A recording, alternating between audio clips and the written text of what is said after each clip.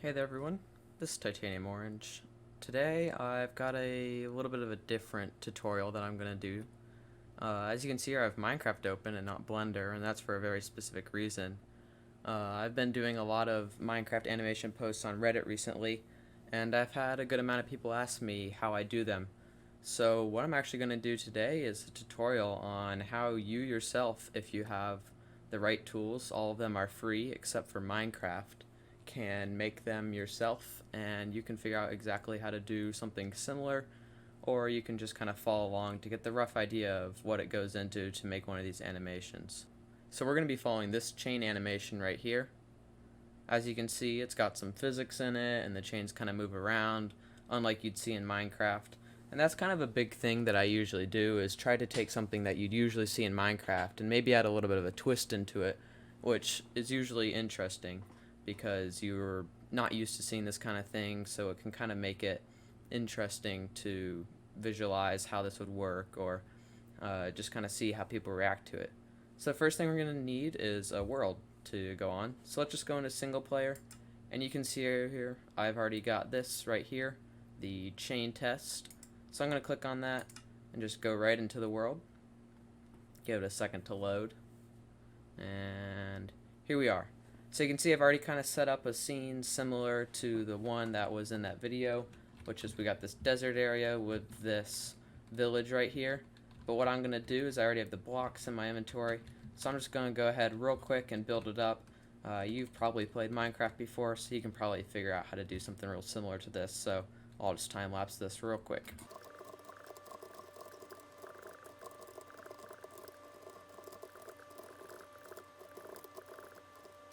Alright, here we are. We've got our poles set up with posts across the top, and that's where we're going to be hanging our chains from. So the next thing you'll notice is we don't have any of our chains or any of the objects that hang off of them. So we're going to want to figure out how that's going to work.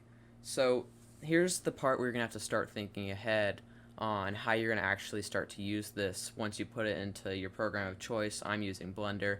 You can use any other 3D modeling software that you use or you're familiar with. So we're going to have these objects here, noticeably this polished blackstone brick here and this chain, and that's what's going to have the main physics on it that swings, while these poles and the ground are all going to stay stationary.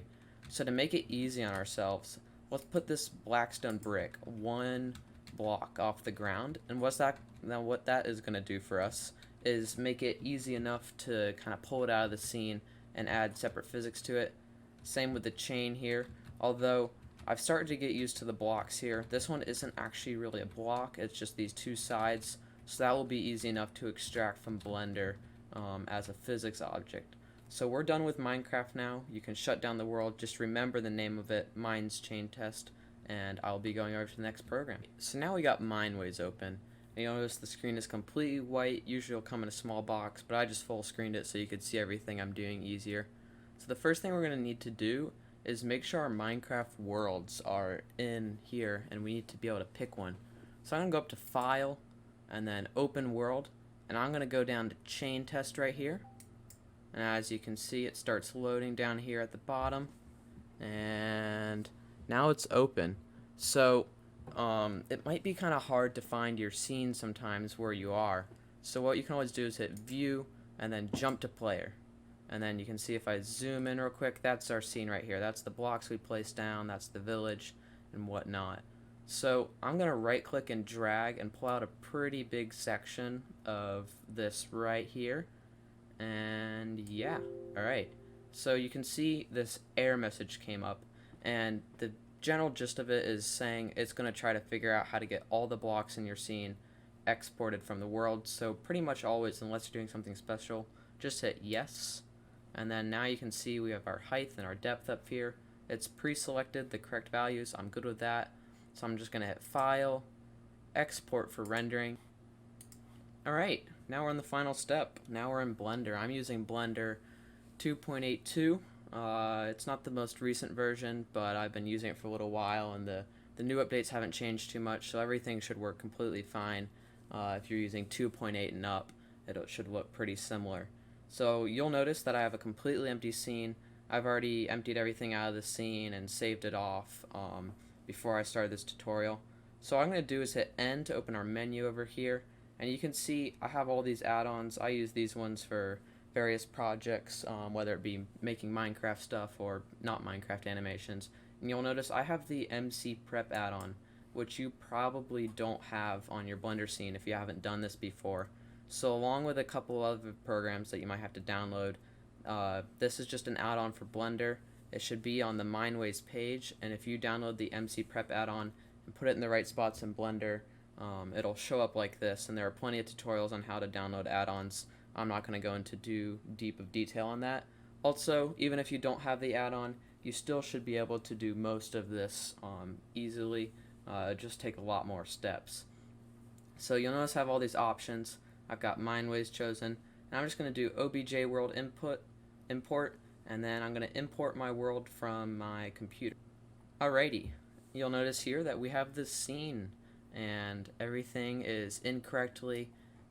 If I go into material preview mode, which is Z and then 2, you can see we have this, and then we have our chain and our blackstone.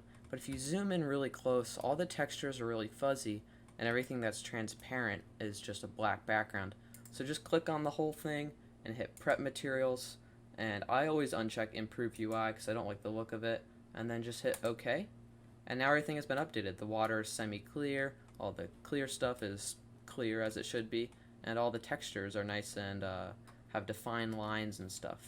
So if you'll notice, if I hit Z and then 8, it looks really not very good right now. It's almost like you're playing Minecraft with negative shaders at this point. So we're going to want to fix that. So the first big thing that you can do is go over to Cycles, and you can see that has changed some of it, but everything's kind of really grainy and coming in slowly. So I'm going to go from my CPU to a GPU. You might not have a GPU, but if you do, it's pretty much always better than a CPU. And now a big problem here right now is that our world is really dark, and we could increase the brightness and add in a sun lamp, but that's actually not the most realistic way to do it. And what we're going to want to use is called an HDRI, and that is basically a 360 image that has really high dynamic range of light, meaning it goes from really dark to really light, so it simulates everything super well. So just click on this little circle here and hit Environment Texture, and then hit Open and put in your HDRI from wherever you download it from. Alright, now you can see I have an HDRI in the image, and everything is looking a lot better right now. I use HDRI Haven. They're all free, they're really easy to use, and they're just really high quality. As you can see, everything around me, I can see the beach around me. That's this HDRI, but we don't want that in the scene. And although we're going to be looking down at the ground, so we don't have to worry about the sky at all, just to make it really easy on the eyes, go to your render properties, and underneath film you can hit transparent, and that just makes the background transparent. So for me personally, it's a lot easier to understand, but if you don't like that, completely understand, keep it however you want. So I'm going to go back into solid view and kind of zoom in on our object here. So you can see I've selected the object by left clicking on it. It's got the orange outline on it. I'm going to hit tab, and that's going to put us in edit mode. And hopefully if you're following along with this tutorial, you do have some of the base Blender techniques down. If not, that's completely fine. That's hopefully still a tutorial that you can follow. So you can see I've gone into face select mode up here and just selected our blackstone block. And if I go back into material preview mode, this block is currently connected to the rest of the world, but we don't want that. We want it to be separate. So I'm just going to shift left click on all sides of the block and then hit P by selection, and that's separated from it. So if we right click and set our origin to geometry, now you can see the blackstone block is completely separate and do whatever we want with it. And as you can see, if I just go like that, this is why working with Blender is so much fun. That shouldn't be able to happen in Minecraft, but now I can do it. So I'm just going to hit Control Z a bunch of times and put it back into the right spot. Alright, so now back in material preview mode here, you'll see that we have our scene, and then we have our blackstone block here that has been separated from the rest of the scene. So now what we got to do is separate the chain here, and we can start work on our physics. So I'm going to hit N to close this menu back up. We don't really need that anymore. It'll just be easier to see everything that's going on if we don't have that there. So just click back on the rest of your world, which includes this and the chain and the village and whatnot. I'm going to hit Tab to go back into edit mode. You can see we still have face select mode activated. So we're going to want to click on two sides of the chain here and hit P by selection, just like we did with the cube. And you'll see there's this kind of weird pattern going on the chain there. And the problem that we're having is if I move this chain up to separate it out, you can see that we actually have two chains. And that's not really that big of a problem. For some reason, when the world exports over, it just gives you two of them. So go back into edit mode, select both of them and hit X and faces, and that will delete your faces. So now we have both our objects in the scene, and I've already right clicked and hit set origin to geometry. And now all we got to do is add physics to this and render it out, and you'll be good to go on your own chain animation. So now go ahead and right click, not right click, go ahead and left click on physical properties and add rigid bodies to the chain. And let's give it a mass of around 2 kilos. That sounds correct. And hit play, and you'll see that the chain falls down, and that's kind of a problem. We don't want that. So go ahead and click on the block over here and add rigid body physics to it, and give it a mass of 2 kilograms. And you'll see that both these objects now fall. I was having some questions on if I was using soft bodies or rigid bodies for this. I was using rigid bodies. I use rigid bodies whenever I can. They kind of work better for me, so I just try to always use them as they're a little bit less glitchy. And you'll notice now here that the chain and the block weigh the same amount, and I got a couple of comments on the fact that the chain didn't have any weight, which is partially true. It did have weight, but it weighed not enough. It weighed as much as this chain here, which doesn't really make sense. So let's increase that to maybe like 50 kilos, which is probably lighter than it would still be in real life, but it should give us a good result. So now we have the problem that our objects are falling but going through the floor. So we need to stop that right now. And by doing this step right here, we can solve that problem. So we need to give the ground physics along with this right here. And this is all one object, so we're just going to add physics to this whole thing and hit rigid body. And then give it a weight. I suggest a high weight, like 2,000, 20,000, whatever. I'm not sure exactly how the math works behind it, but for some reason it seems that if you give a higher weight to objects that aren't moving, they seem to be more solid and act a little bit better sometimes. So if that's ever a problem you're having, go ahead and try increasing the weight before going on to different measures.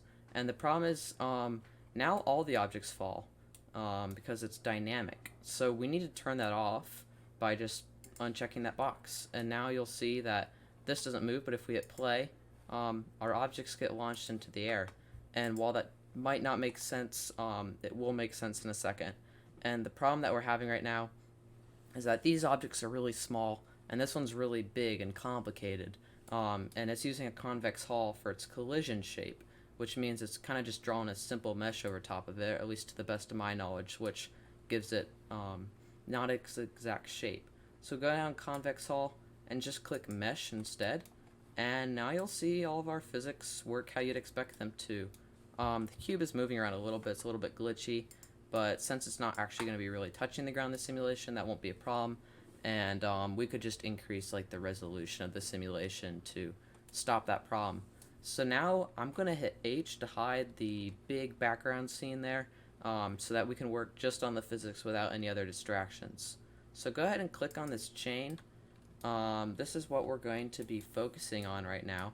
And let's hit Shift A and add in an empty arrows. I like using this because it shows me the axes along with being what we're going to use for our physics. So let's make it a little bit smaller because we're going to have a good amount of them. Kind of move it up to the very bottom of that chain right there. And this is how the physics of the chain works. I use something called a rigid body constraint. You might have heard of it before, but we're going to want to click on rigid body constraint over here while we're still in this physics panel. And nothing has changed yet.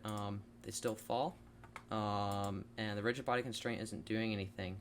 So let's go from the type fixed to generic spring. And what we're trying to create here is basically like a hinge that can go in any direction. Like if you were to hang a string, you know, it can kind of go in any direction. We're kind of simulating that inside of Blender. So let's go down to our linear limits here and check all these boxes and bring everything to 0 meters. Just go ahead and go all the way through. And basically what that means is angular doesn't have any limits. It can move around as much as it wants, but the linear will always stay in the same spot. They stay connected. So if we add another chain in here and put that there, and then if we were to use the eyedropper tool to pick both these chains here, they would connect up. But we don't want to do that just yet because we're going to add more chains in. So I'm just hitting Shift D and I'm duplicating all these chains. I think somewhere around 4 chains will work. And then use your controls to move the black stone bricks down to the bottom here. And there you go. Now it's hanging. And then we're going to put one more rigid body constraint at the top, and I'll tell you what that's for later. So the first thing we need to do is go all the way down and connect our rigid body constraints like so. Click first on the eyedropper and select that chain, then second, and then so on all the way down the list. You can see I do that real quick right here. And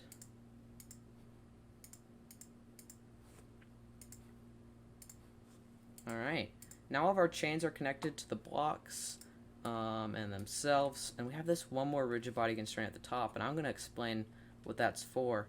Because right now we have all of them connected, but they're not hanging on to anything, and it does that in the animation. So we're going to want to hit Shift A and add in a mesh and a cube, and just make it pretty small, about that big will work, and put it right at the end like it was another chain. We're going to add some rigid bodies to it, and let's do 50 kilograms, that should probably be strong enough, and click dynamic and turn it off. And then we're going to use this last rigid body constraint to connect our chain to the cube, and now you can see we have physics on our chain. So if we were to move this up out of the way of the scene and let it fall, you can see the physics are actually working. It's working as a chain. And if you want it to kind of like swing a little bit more, like more fluid, like the chain isn't as straight, just like decrease the weight of the block, and that will probably let you have your chain move around a little bit more, make it a little bit more crazy. So the last thing we want to do is we don't want to see this cube, we want it to kind of be invisible. So for things like this, which I need physics on, but I want them invisible, I add a material to them in the material tab and hit new, and then go from principled to transparent, and just make sure that this is all the way set at white, and you can see it's turned black now, but if we go into our rendered view, it's not there, it's invisible, but it'll still work as we need. So let's hit Alt H now to unhide the whole scene, and then let's click on just the main scene, and then let's hit Control I, which inverses your selection. So now that we have just this selected, let's put it in the right spot. So I'm going to line this up how I did in earlier scenes, like in that animation that I had, but you can do it however you want, or you can use this to make any other sort of physics. And then we're going to bring this last cube over to the side, rotate it on the y-axis, bring it up, move it over a little bit, and yeah, now you can see if we were to hit play, all of our physics work. This one swings like you'd expect it to, but these ones are kind of boring, and I kind of had that little bit of a Newton's cradle going on. So I'm going to do that real quick. This is the last step in the physics, and then we'll be pretty much done. So let's hit Z to go into wireframe mode, and then 4, and there we go. Let's click on that cube, and as you can see we have none of these boxes checked, but we want to animate the cube moving to the side. So let's hit animated, and then let's at frame 0 in the bottom corner there, insert keyframe for location, frame 20, probably want to stay about the same, and then frame 40, this is where the cube's going to start to move to the side, and then we go back to the start, and if we play the simulation you can see it waits, and then it moves over. And it basically does what I did in the scene. So I hope you've learned a lot today. If you did, that's great, and have a wonderful day.